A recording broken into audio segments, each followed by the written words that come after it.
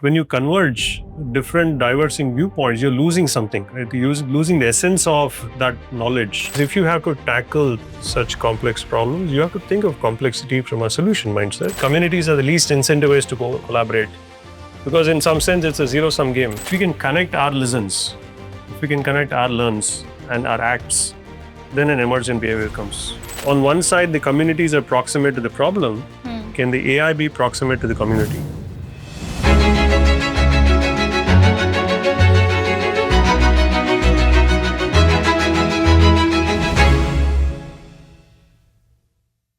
Hi, welcome to the Exchange podcast. Today I have with me Anand Rajan and Anjali Hans. I'd like you guys introduce yourselves. Hi, I'm Anjali. I do a bunch of storytelling at C4DC. Hi, I'm Anand. I'm the founder and mission leader of Apurva AI. Good to be here. Great. And just to kind of set context for people who don't know you, if you could just take us briefly through your journey up until Apurva, and then we kind of go deeper into topic. Sure. So I've been in this sector for about 6 years, 5-6 years, I think. And a lot of the time was spent in and with the X-Step Foundation. And the role really was to work with social entrepreneurs.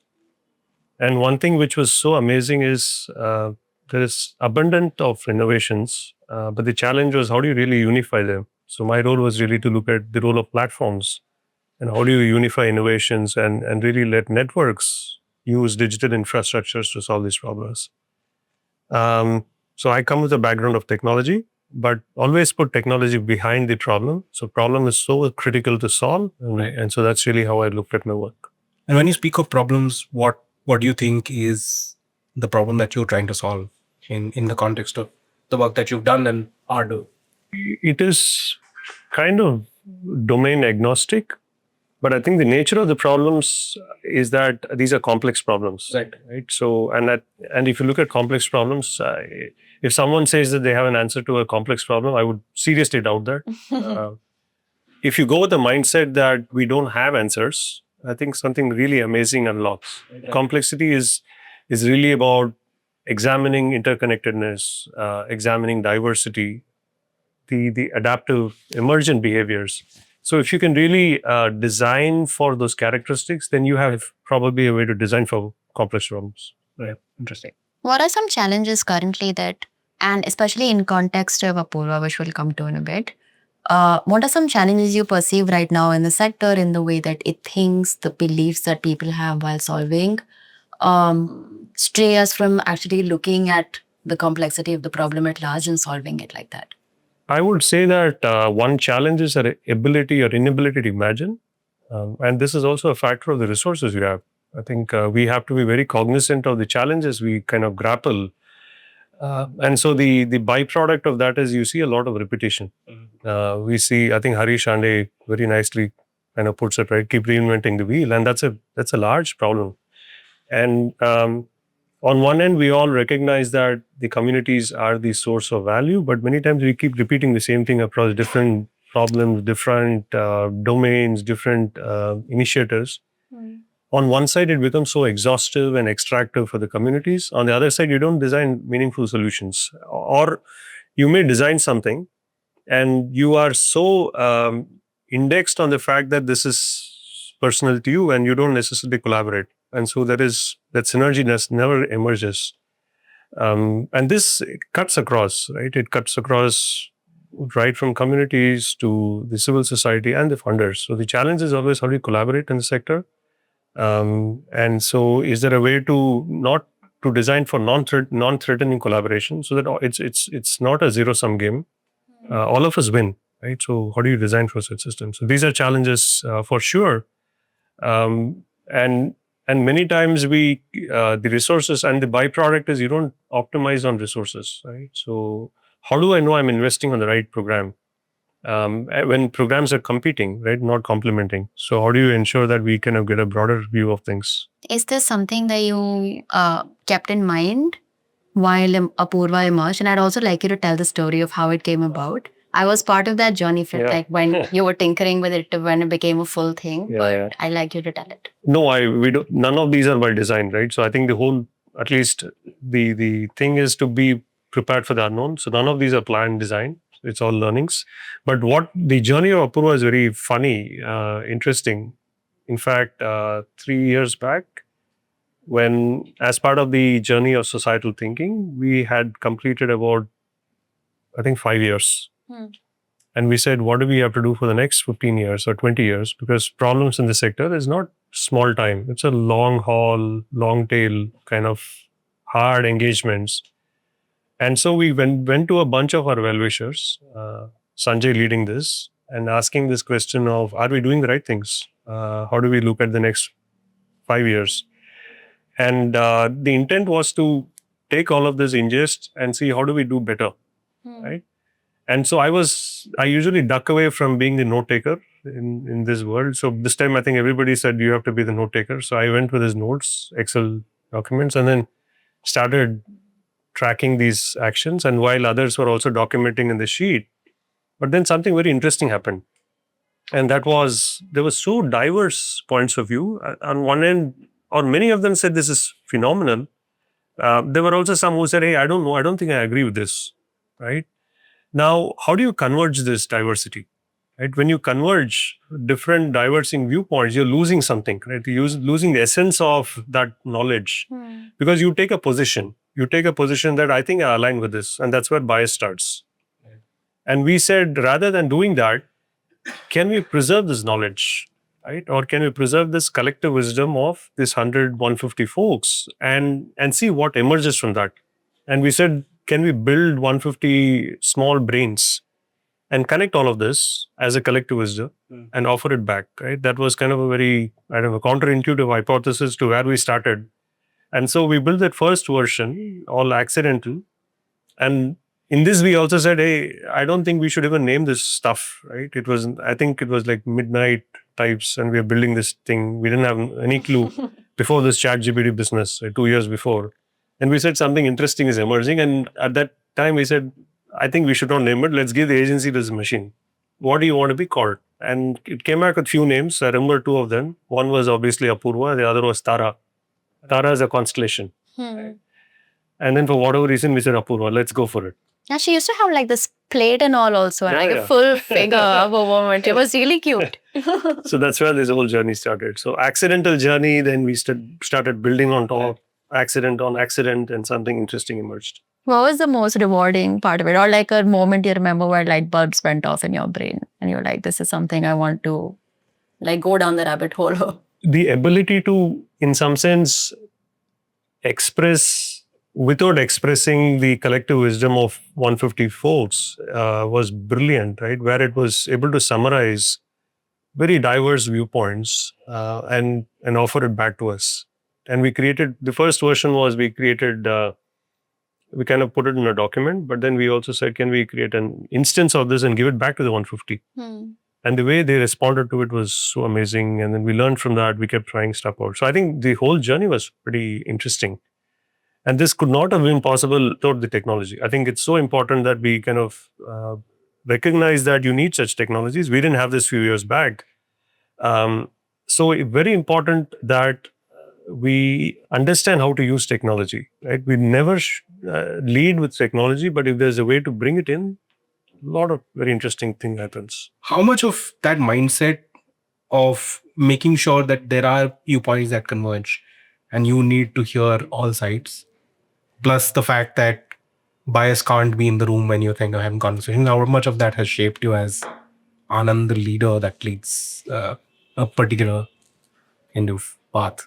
Apurva is a great listener, right? So many times as leaders, we keep talking and not listen. So I think at least I can personally speak for myself. I do 5% of the talking and let the rest of the people in the kind of audience talk, right? So I think that's a very important sense of direction. And purely from a value perspective, diversity is very important, right? So how do you give spaces for all of us to have a kind of viewpoint? Or we may think it's right or wrong, but I think giving that space to offer this viewpoint becomes critical. I don't know if this is kind of what you're looking at. No, absolutely. Yeah. Yeah, because I want to understand how that also comes into the kind of work that you do. Because at some point, it kind of helps you evolve into an organization, right? No, absolutely. And it shapes the mission that you're on. No, I think you're bringing a very interesting, for now that you're bringing this up, right? See, I think today most AIs are very centralized. Correct. Right? Which means that it's built somewhere in the West and deployed in the rest of the world. Correct. Leadership also is many times very centralized. Somebody takes a very dominant position. It may be dominance of knowledge, maybe dominance of position, but you take a dominance, you kind of hold that space and in some form try to diffuse that. What you call as sun-off model, right? I'm sure we've heard this in this network.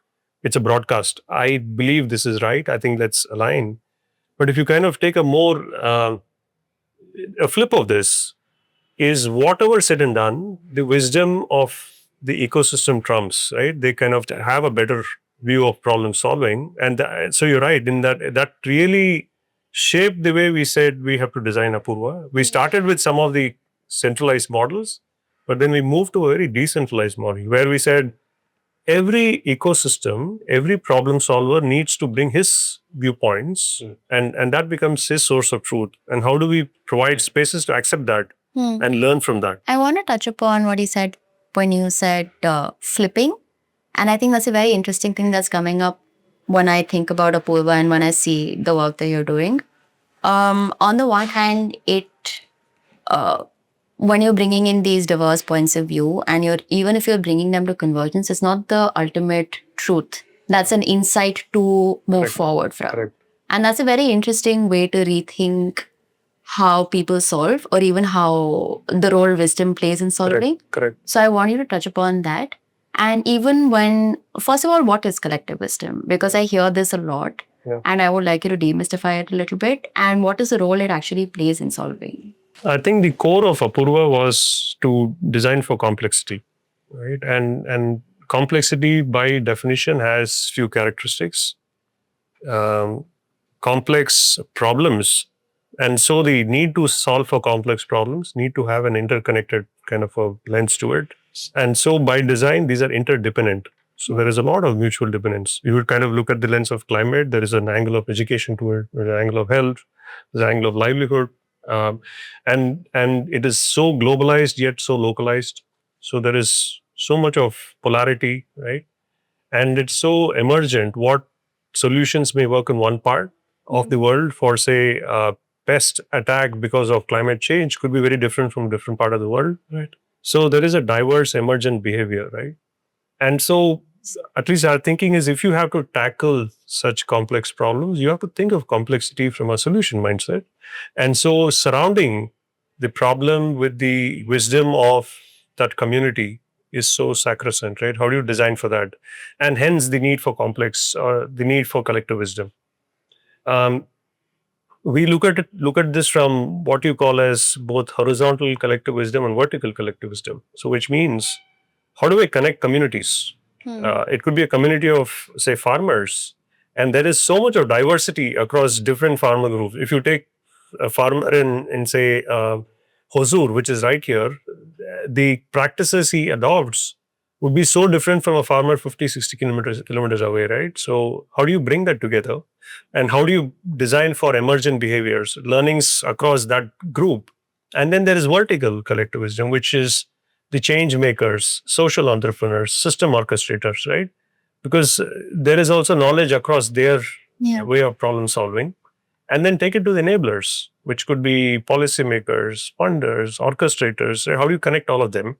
Because once you're able to do this horizontal and vertical connections, I think something beautiful emerges.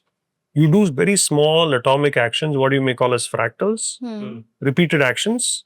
And that repeated action leads to global kind of ability to see things, right? At least our belief is, it is so, I think, again,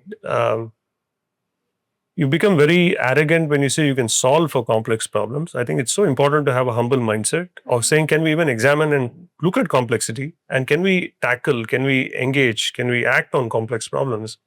Because if you, by definition, if you have an answer to complex problems, then it's not a complex problem, right? So it's either a simple or a complicated problem. So I think that mindset is so important. The mindset of being humble. So that's what we look at. It's also a very big shift in how solving usually happens, especially from what I've noticed. It's mostly I build a solution, I have some answers, and I will give it to you.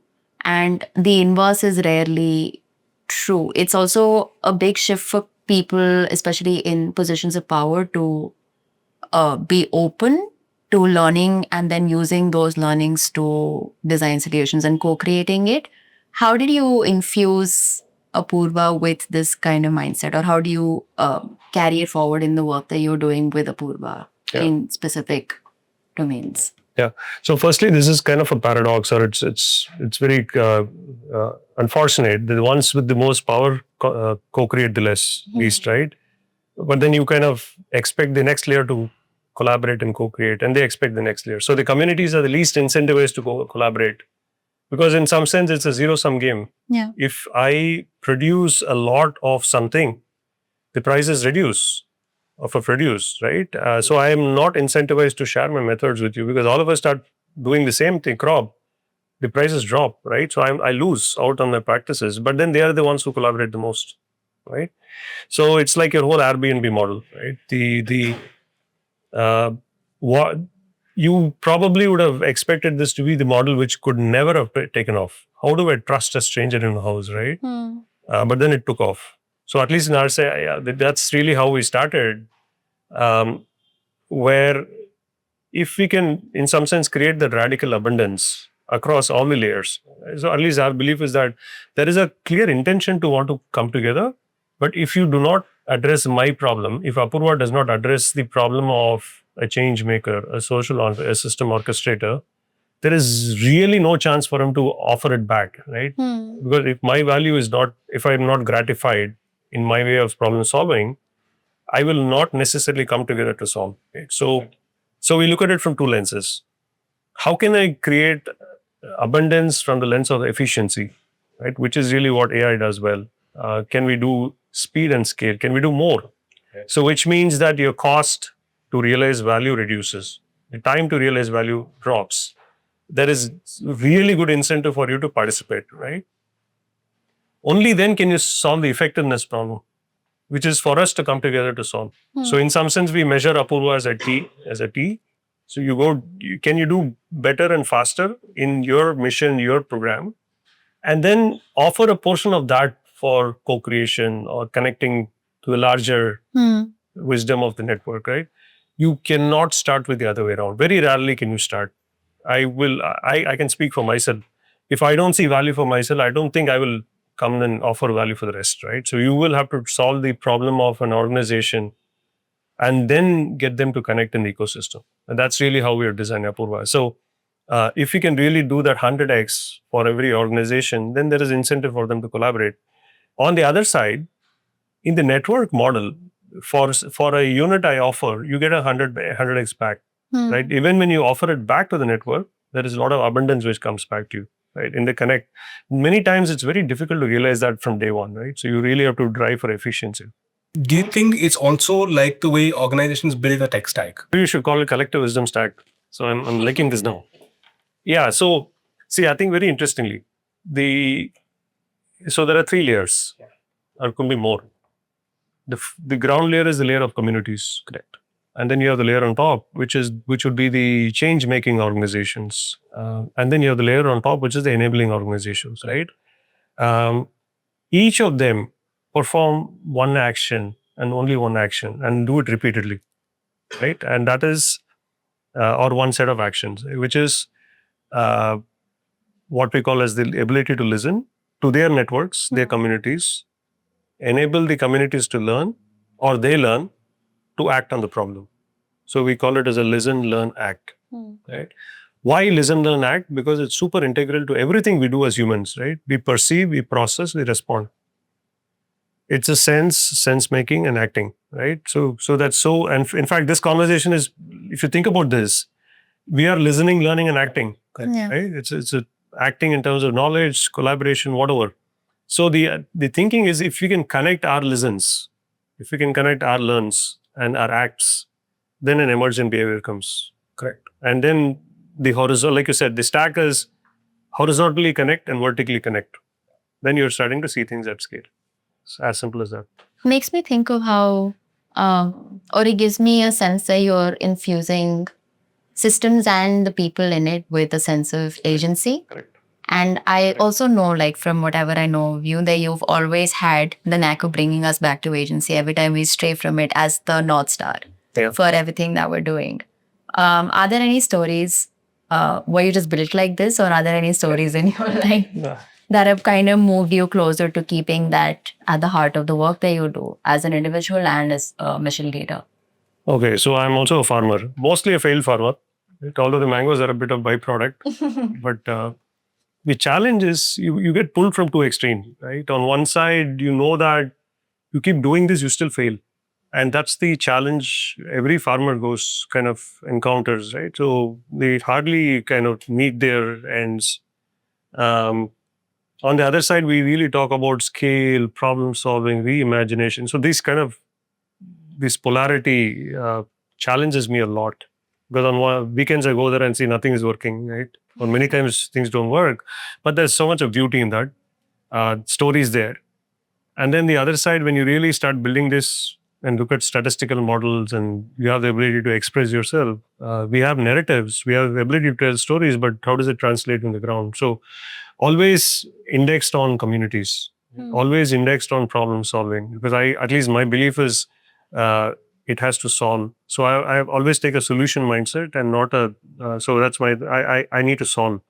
If it doesn't solve there, then this side doesn't matter, right? So by design, everything in Apurva closes back to the communities. If you don't have the ability to give it back to the communities, because many times, two things which happen, or there are two things which are so abundant, which we leverage in Apurva is the voices of people, and then the interactions which happen between civil societies and the communities. But I would say many times that interactions are very extractive. You take something back to build your programs, but I don't say it always, but many times you never give it back to the communities. So how does that knowledge which I offered back to you close the loop? Right? That's one part. The second part is the fact that the communities the most proximate to solving the problems, and how do we close the loop, the reverse? Just how do we learn from them? And how can you codify the learnings into your program? So that's really where AI comes in and informs your hypothesis, informs the way you design your programs, and really enables all of us to see what's emergent from the ground. How do the communities have this? If I can just go back to the learn, sense, act way, the cycle, do the communities also have the ability to do this? Yes, no, absolutely. So, for example, the work with, say, the Ministry of Agriculture, where we were able to sense what's happening on the ground, and we found that there is a lot of local knowledge. And that's where we started this prototype with the state government of Tamil Nadu. And we said, how do you unlock the innovations from the ground and make it available to the farmers? And that's where we kind of look at them as the first mile innovators and not the last mile recipients. Right. And that knowledge is so amazing. And the reason it's so amazing is because they're constraint bred, right? So they design on constraints. And such constraints are where innovations happen the most. Correct. And since I kind of come from the AI side, the DeepSeek, right? DeepSeek was built on constraints. You've seen that kind of amazing kind of innovations which they've done for a different, deeper podcast, which challenged the status quo of how traditional way of building AI models was kind of questioned. So how do you unlock? There is so much of abundance. And can we make this real? And how can the innovations on the ground inform the programs, inform the larger system, and not the larger system informing the communities? Of course, there's merit, but how do you create this feedback loop? Right? Like Donna Meadows says, how do you create these leverage points? How do you create feedback loops? What are the points in this network, in that 13 points of leverage? Do you have to start thinking of designs? Very integral to how we design. So to your point, the earlier point, systems thinking is very integral.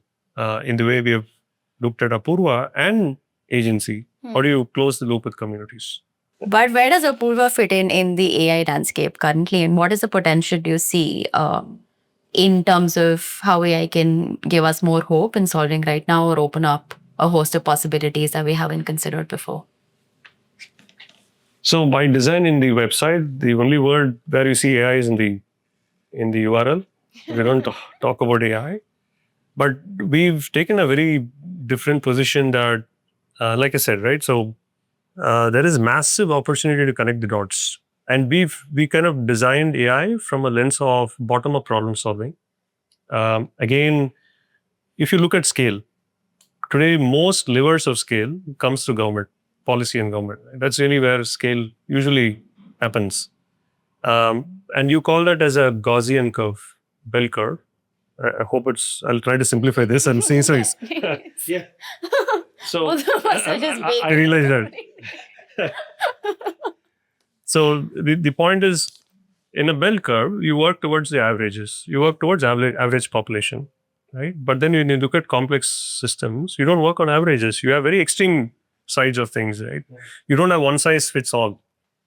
And so top-down models only don't solve. So we have to think of bottom-up models. So in our mind, we don't look at Apurva or AI to be a tool, but how do you really build infrastructures which can solve for large, complex problems? So that's really how we look at things. And the real solving happens in the communities. The real solving happens in the networks, right? And we are not here to design for zero sum, which means your AI is better than my AI. Can we come together to solve, right? So can AI play a role in bringing us together by offering value to you, value to all of us, and then connecting all of that, right? So, and the other side to all of this is how do you build this? On one side, the communities are proximate to the problem. Can the AI be proximate to the community? Right? That's kind of the framing. And if you can build this, the context which the AI kind of picks is coming from the community, and it is not polluted by the rest of the ecosystem, by the internet. And that proximity to the community becomes very, very defensible. Right. And then now think of the fact that this is so diverse, so many communities, so much of context. And can we create this unifying space for all this context to come together? And emergence happens, right? And not with a mindset of problem solving, but from a mindset of creating this space for us to even see things at scale. Yeah. And hopefully the layers of actual problem solvers come and solve for it. So AI is a connector, not the solution. AI is the connector. AI is an assist. AI can do things which humans may not be best at doing, and be an enabler of problem solver. From what I sense, Apurva isn't a product. Then what would it be? How would you kind of, if it's not a product, what do you say? See, eventually we build some experiences. So there is a product lens if you want to put it out, but the intent is not to build a product. Correct. Because by definition, if I build a product, I think I have an answer. Versus, can I create a space for reflection? Yeah. So we kind of look at this as building blocks, right? With the ability to experience and do things with it, like your Lego blocks. Right. And the other side to this is also the fact that the power of combinations is so powerful. It kind of creates exponential effect. So how do you kind of allow different forms of knowledge to come together?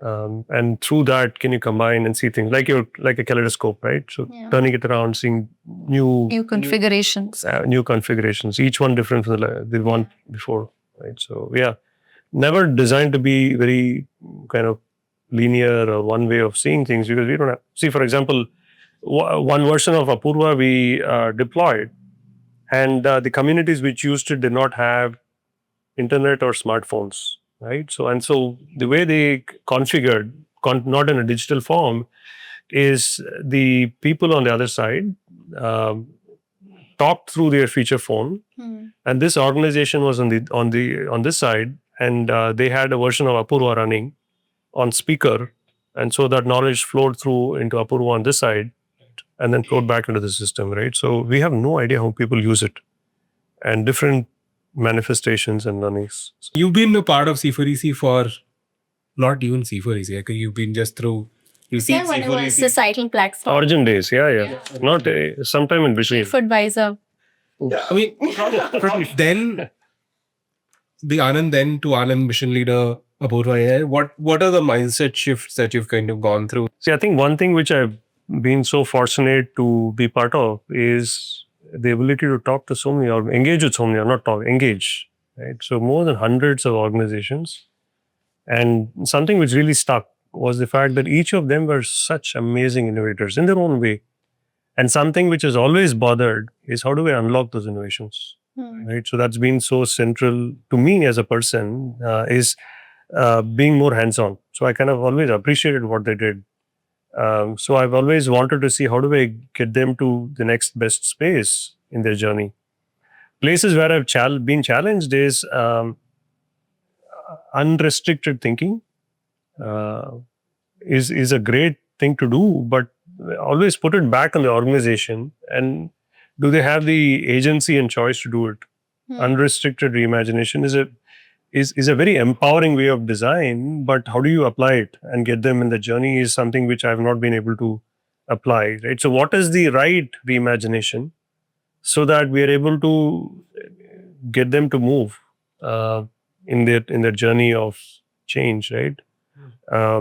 Is how we design in Apurva. What is the next best movement, Right. while being observant of a larger purpose, a goal, but in some sense, it's a mix of where you need to be and working backwards, but also being realistic on where you are. Because if this is my offer, right? So I need to move from where I am. So kind of bringing all of this together. So our offer is to.